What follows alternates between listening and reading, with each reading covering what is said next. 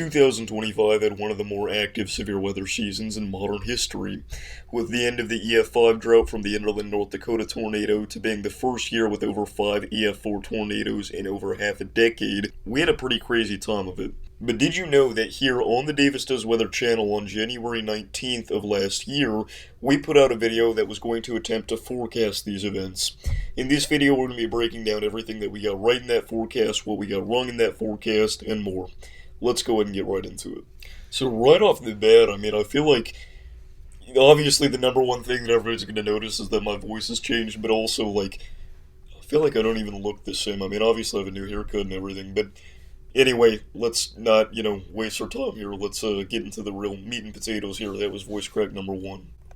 2024 had one of the most significant severe weather seasons of all time, and 2025 looks like it could be even bigger. So in this video, we're going to be doing a forecast on what areas in the United States I think could see the greatest severe weather potential this year.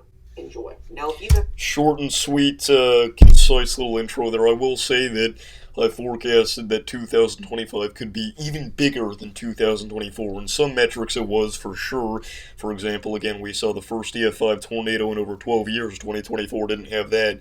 But we also had a lower overall tornado count. We ended up seeing more states that ended up seeing no tornadoes than we had in 2024. So, there were definitely, it kind of depends on what metric you're grading that off of, but there's definitely a debate to be had there right off the bat.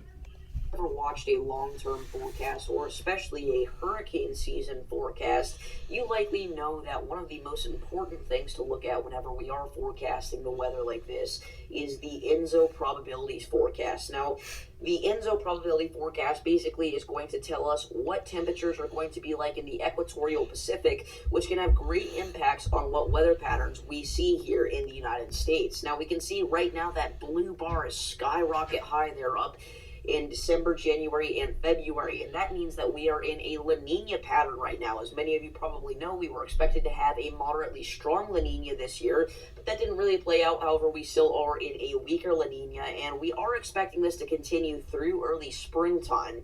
However, we then think that this will change over to a neutral phase for most of the rest of the year until we get to next winter, where we could potentially see an El Nino start to take over once again.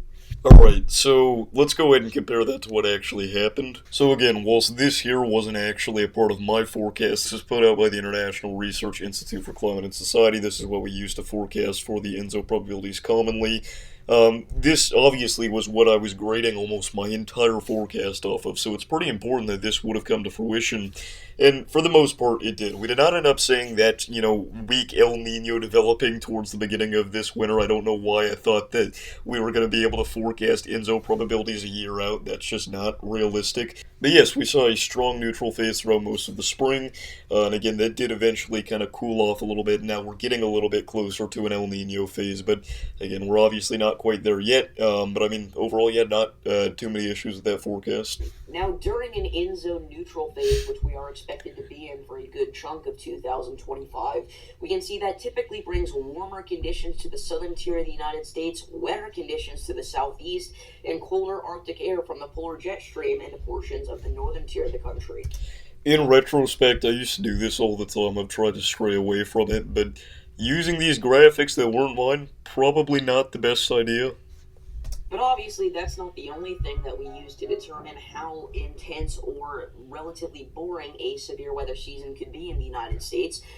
Another thing that we have to take a look at is the ocean temperatures in the Atlantic. Now, we can see that we are right now seeing record warmth temperatures in the Atlantic Ocean, and due to global warming, that has been the trend that we have been in for the past several years, and this is only expected to continue. Now, one of the things that could impact is... So, that was kind of an odd bit to include for a yearly severe weather forecast. Again, this video wasn't meant to cover just, a few months of this primary severe weather season here in the United States. This was January 1st, 2025, or I guess technically January 19th, 2025, through December 31st, 2025. So, looking at, SSTs in the Atlantic from a random arbitrary date that I was filming this video on, probably not the best idea to build my forecasts off that. our severe weather season in Dixie Alley. We're going to have a lot more of that warm, moist air there coming up from the Gulf of Mexico, which is why recently, especially, we've been seeing such intense severe weather outbreaks down here in Dixie Alley, also known as the Deep South, also known as tornado hotspot. Now, that was a really good joke. Happens in the United States to cause phenomenal work.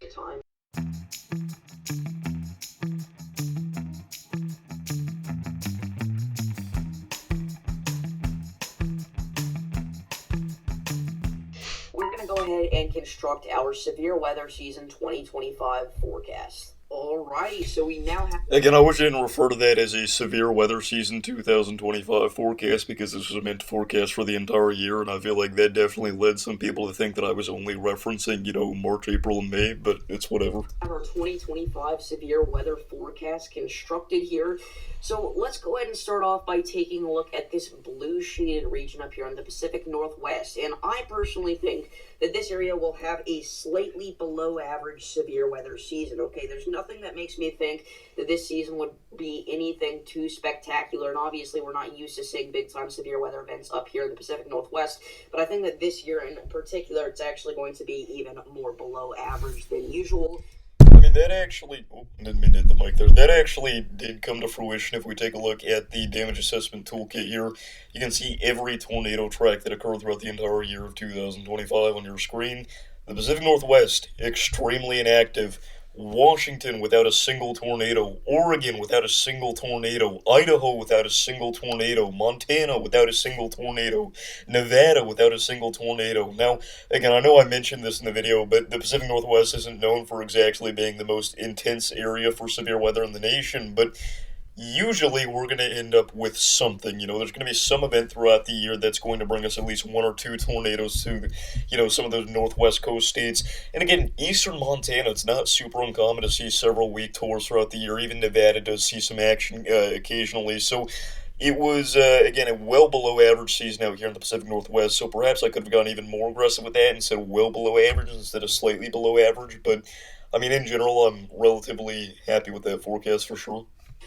For anybody out there that's watching maybe in Washington or Oregon or Idaho, obviously you also get the odd atmospheric river event that could bring some significant weather, but severe weather I think is probably going to be on the downward trend here for 2025. Now we have the desert Southwest, and in my opinion, this season will be average. As we talked about, we will likely end up seeing that Eastern Pacific Ocean temperature remain close to neutral. Obviously, that will fluctuate, and that's not the only thing that impacts the kind of severe weather that we see down in the desert Southwest. But overall, I think we're leaning more towards an average severe weather season here. Yeah, and I mean, that honestly played out pretty decently as well.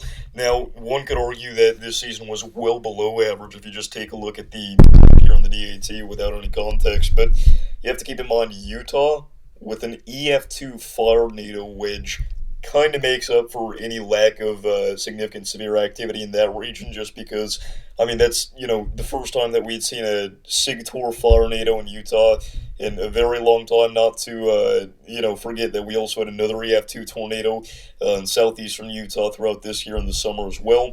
Southern California was slightly below average, and again, portions of southern Nevada included in that forecast that are also relatively below average, but again, it's kind of hard to say that because Nevada's not used to seeing but one or two tornadoes per season anyways. You go over to something like New Mexico, it was slightly below average, but I think you can make the argument it was pretty close. You had a beautiful tornado near Clovis, New Mexico. Again, a lot of these were, just extremely photogenic tornadoes. We also had, the Floyd, New Mexico tornado that was extremely beautiful. And then we get to West Texas, because for some reason I decided to include West Texas in my Desert Southwest forecast. And this is the area that we definitely saw overperform, if there were to be one throughout the entirety of that little pink shaded area. We had, obviously, the mega wedge Morton, Texas EF2 tornado, as Jesse chased. The same day, there was an EF2 tornado that tracked through the west side of Lubbock. We also had several tornadoes near the Fort Stockton area this year, and some of them were even photogenic enough to make it into Pecos Hank's YouTube channel, which, I mean, that's not necessarily a true, objective qualification of anything, but it's just kind of impressive to be that photogenic. So, I mean, in general, yeah, I'd say that the Desert Southwest was close to average with maybe slightly below average tilt. This year. Now we move over to the Plains and the Midwest. In my opinion, I think this area will be slightly above average. As we talked about before, we're going to end up seeing more of that warm, moist air there pumped from the Gulf of Mexico. And if we do remain here in a weak La Nina pattern here for a little bit of the year, more of that cool, dry air may be prominent there as well, coming out from Canada and the Rockies. So those storms not only will be more intense in the plains than usual, but they're also going to track further east likely, meaning that those storms will last further into portions of the Midwest and the Ohio Valley there. So now we move on to... All right. So this is going to be the hardest thing to break down throughout the entirety of this video because that is such a huge area. You've got the Ohio Valley, you got the Midwest, you got the Northern Plains, you got the Central Plains, you even got part of the Southern Plains in there.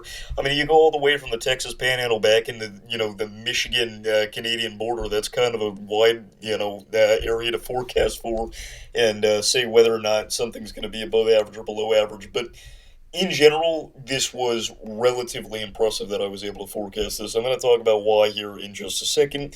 Before I do, make sure to click those like and subscribe buttons down below as it helps me out a lot. Also, go make sure to check out the boys' channel as they've been uploading some great content recently. Jesse just uploaded his Morton video within the last couple of weeks. Levi's going to be uploading his 2025 recap very soon, I believe, and then Vincent's been streaming quite a bit. So make sure to go subscribe to all of them and subscribe to this channel if you have not already.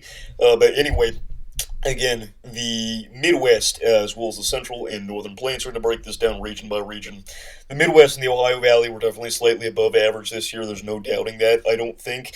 I doubt that anybody's going to have too strong of contentions with that claim. Again, we had an EF4 tornado near Marion, Illinois. That was kind of the showstopper on... That was kind of something that took the show on May 16th for quite a while before we saw the London tornado occur. We also had a significant and prolific tornado outbreak on March 14th, 2025. That occurred across portions of northeastern Arkansas, southeast Missouri, as well as southern Illinois. This brought us multiple long-tracking EF4 violent tornadoes, as well as one of the strongest tornadoes of the year in the Diaz, Arkansas tornado. And that kind of brings you back up into portions of the upper Midwest. And the upper Midwest, I'd say, performed relatively close to average, perhaps slightly above average even. We had a significant tornado event and even tornado outbreak on May 15th in portions of Michigan. We had several tornadoes do significant damage there in portions of the southwest portion of the Oven Mitt, portions of the southwest portion. Anyway, areas in Wisconsin as well, relatively active. Again, we saw significant tornadoes pretty well spread across the state. We had a very significant EF2 tornado that occurred here near the town of Juneau, Wisconsin. Earlier on in the year, you also had several PDS tornado events throughout the year here in portions of northern Wisconsin. A couple more SIGTORs, and then again, you had a significant tornado on April 27th. On April 28th, rather, of 2025. And then you go into portions of Minnesota, and again, Minnesota was slightly below average to average again. We had several kind of just sporadic events throughout the year that brought us some weaker tornadoes. So, in general, the Midwest, yes, kind of, slightly above average, maybe even a well above average tilt if you average everything out. But that forecast verifies even further once you move on to the Northern Plains. We had the significant EF5 tornado near the town of Enderlin, North Dakota here back on June 20th. Again, obviously, I don't think there's any contesting that this was the strongest tornado of the year, the most intense tornado that we've seen in a very long time.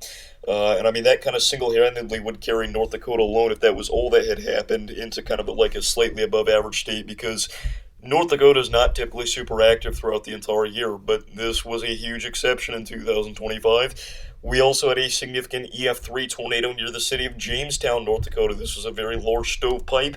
We had several SIGTORs throughout the central portion of the state over the summer as well, and then again, a lot of EF0s and EFUs throughout that same event. And, that kind of brings us down to South Dakota, which performed honestly close to equally intense. We had the obviously insanely photogenic EF3 tornado near the town of Gary, South Dakota. Many argue that to be the tornado of the year. We had a couple of EF2s near Watertown throughout the year that were also beautiful. And again, we had another, significant but relatively forgotten EF2 tornado south of the city of Platte, South Dakota. I believe over the summer, if I'm not mistaken. And then again, that kind of brings us down into portions of the Central Plains, which again were, relatively inactive. So we had obviously the very large EF2 tornado near Hyannis, Nebraska, and that kind of kicked off the severe weather season in the Central Plains, making us think that things were going to be quite intense out here this year. But honestly, they were not nearly meeting expectations by the time everything was said and done.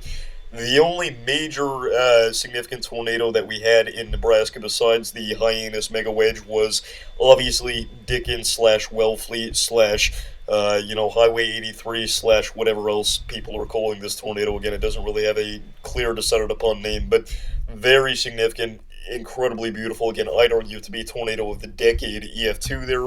So again, you got kind of the Midwest sitting at, well above average, and the Northern Plains, combined with Nebraska, they're kind of bringing us back down to, again, slightly above average. As Nebraska was, again, relatively quiet compared to usual, but we go back down to Kansas here, and things were relatively inactive. We had two big days that really helped carry the state. We had May 18th, which obviously brought us Greensburg, Kansas, also the Plevna, Kansas EF3, and then we also had things like the Grinnell, Kansas EF3. EF2. We had, several other significant tornadoes throughout the state on that day, but without that event, Kansas would have been possibly the least active it's been in over a decade. And much of the same can be said for, Oklahoma.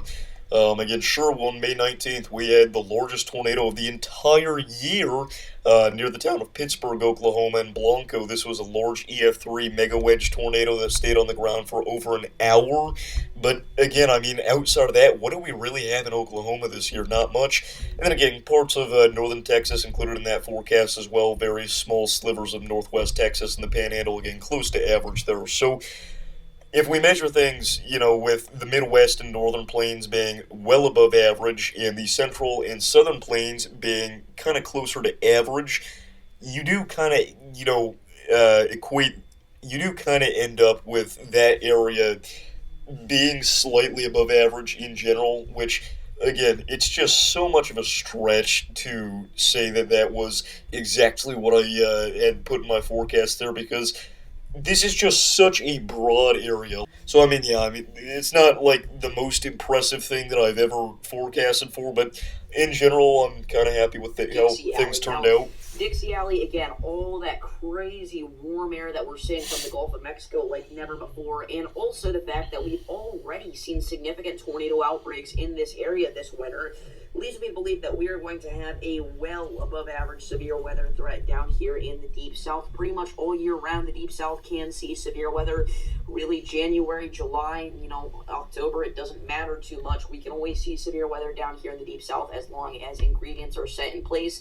And I do think that we're going to have those this year again, especially with those warm Gulf of Mexico ocean temperatures there. So, again, prepare for some significant tornadoes down here in the Deep South this year. Again, we've already seen some significant outbreaks this winter, and I think that is only going to continue further into the year. Now, alright, so everybody thought that this was going to be the resurgence of Dixie Alley. That is quite literally the title of this forecast, and in a way it was, because 2024 was just so lackluster down here.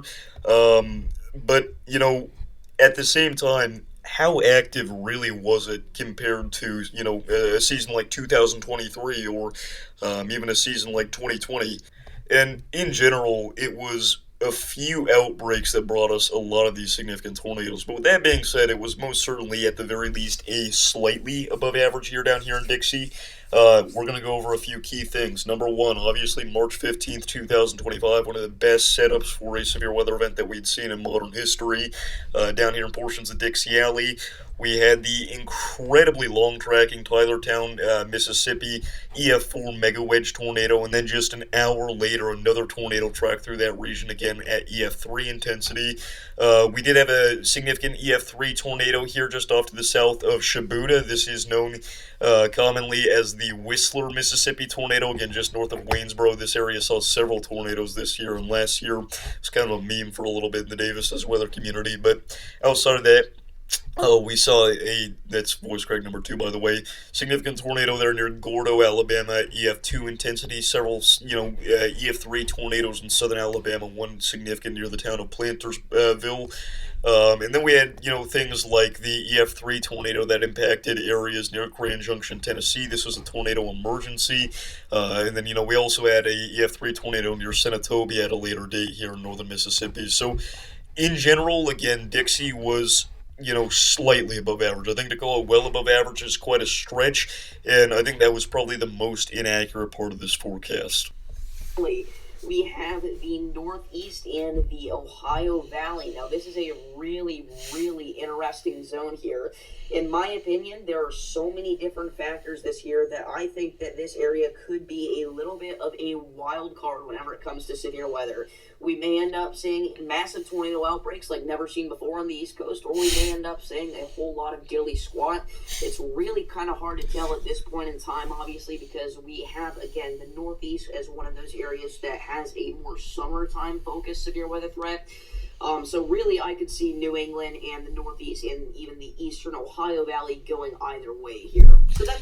Well, look at that, guys. I got it right. I said wild card, and something happened, so we were, as close to accurate as we could be with that forecast. No, but in all seriousness, New England definitely ended up slightly below average. And again, in retrospect, I wish that I didn't put wild card up for the Northeast. That's just kind of ridiculous. But at the same time, it's a little bit harder to forecast because, like I mentioned, the severe weather season in New England typically comes a little bit later in the year, like August and September. And that video was filmed in January, so we didn't quite know how things were going to shape up just yet. A couple of key notes here. We did have a significant EF2 tornado here off to the southwest of Findlay Lake in northeastern Pennsylvania, right up along the PA-New York state line there. We also had several, weaker tornadoes throughout portions of upstate New York. And back in portions of Massachusetts, we actually did see a relatively localized but fairly intense tornado outbreak for New England standards here back on September 6th. And then outside of that, again, New England was relatively inactive, but again, because I decided to cower away from actually doing a real forecast for this area, we can't comment on much. Actually, you know what? We did include Eastern Kentucky there in that portion of the forecast, and we had London. So there you go. I mean, honestly, that may make up for the lack of intensity in the Northeast. That was, again, for a while there, and probably just in general now even, it was the most significant tornado that we saw this year in terms of impacts to communities. England and the Northeast and even the Eastern Ohio Valley going either way here. So that's going to be it for this video. If you guys did enjoy, make sure to like and subscribe. We do severe weather forecasts for areas all across the country and severe weather coverage that whenever these areas do end up seeing those massive outbreaks like we've been talking about in this video, we are going to be here for it, and you will see things happen firsthand in every community of the United States. So again, thank you all for watching this video. Before we do wrap things up, I do want to quickly thank all of our channel members. If you'd like to become a member, click the link down in the description. But yeah, that's going to be it. See you all in the next one. Peace. I don't think I could have done a better outro myself now. Everything that he said stands true. Become a member, you get access to exclusive content, early access to certain videos, shoutouts at the end of every forecast, custom stickers used in live chat, and more. The members, every single tier actually already knew that this video was going to be releasing today, and they also have a schedule for several other major videos that we have coming throughout the entire year. So, again, make sure to become a member for as little as $1.99 a month. We do have a new membership program set up, so if you were a member previously, you may have been kicked off this system. So, again, if you want to renew that, make sure to do that. I'm a poet and I don't even know how I run that with that. But the only other thing I have to say is that February 6th is the release date for our 2026 severe weather season forecast. So make sure to be there. Thank you all for watching. See you guys on the next one. Peace out. Goodbye. Peace. Yep. See you.